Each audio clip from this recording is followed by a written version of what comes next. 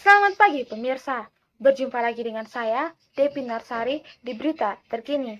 Pemirsa, wabah DBD di sejumlah daerah masih menjadi ancaman serius. Di Kota Bekasi, Jawa Barat, terdapat ratusan warga yang mulai sakit DBD dan harus dirawat di rumah sakit.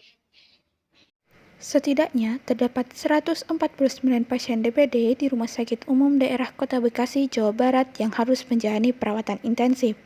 Pasien DBD terdiri dari anak-anak dan orang dewasa dari sejumlah daerah. Dari data RSUD Kota Bekasi, kasus demam berdarah berlangsung sejak Januari hingga Maret tercatat mencapai 149 pasien. Kondisi tersebut meningkat dengan perincian 26 pasien bulan Januari, 68 pasien bulan Februari, dan 55 pasien bulan Maret 2020. Pihak RSUD Kota Bekasi juga telah menyiapkan ruangan khusus bagi pasien yang terjangkit demam berdarah.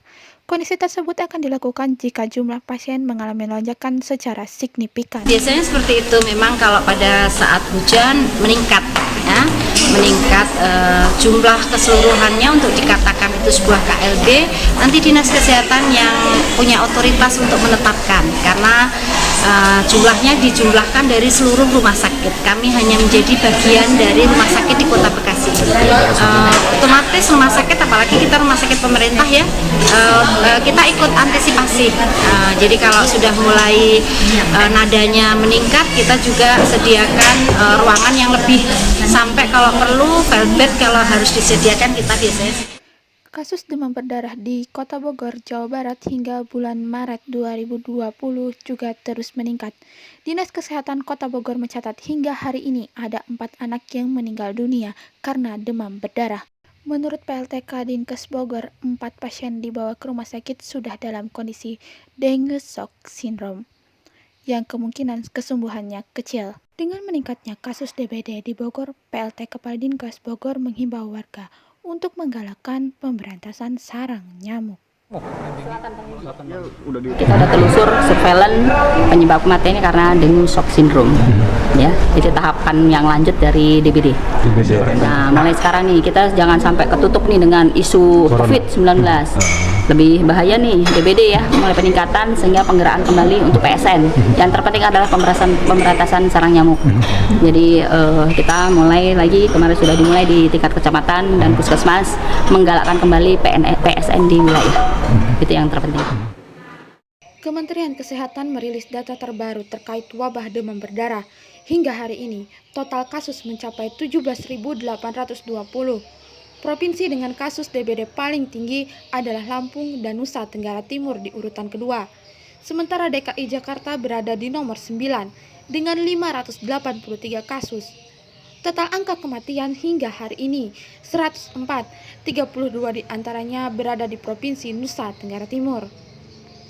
Sekarang 104 seperti yang disampaikan oleh Pak Menteri Kesehatan. Mengapa beliau ke sana?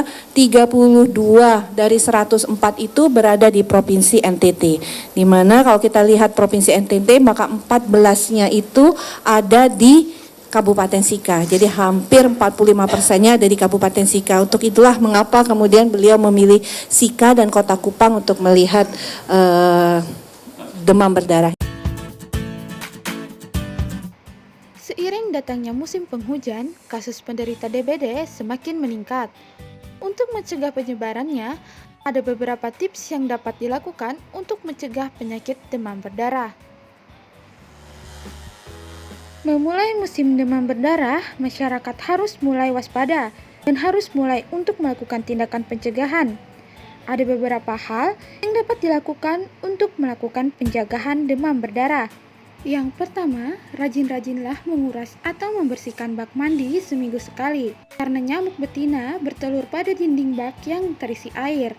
Yang kedua, menutup perabotan rumah tangga yang menampung air. Baskom berisi air, vas bunga, ember, atau wadah lain yang dapat menampung air berpotensi menjadi tempat nyamuk bersarang. Jadi, rajin-rajinlah membersihkan tempat itu setidaknya 2 kali seminggu. Yang ketiga, Jangan menumpuk atau menggantung baju terlalu lama. Baju kotor yang menumpuk dapat menjadi tempat favorit untuk dihinggapi nyamuk. Ini karena nyamuk menyukai aroma tubuh manusia. Dan yang terakhir, gunakan lotion anti nyamuk tidak hanya hendak saat bekerja saja. Kita juga harus melindungi diri dari gigitan nyamuk ketika hendak tidur. Karena nyamuk demam berdarah aktif pada malam hari hingga menjelang subuh. Demikian berita hari ini. Terima kasih dan sampai jumpa.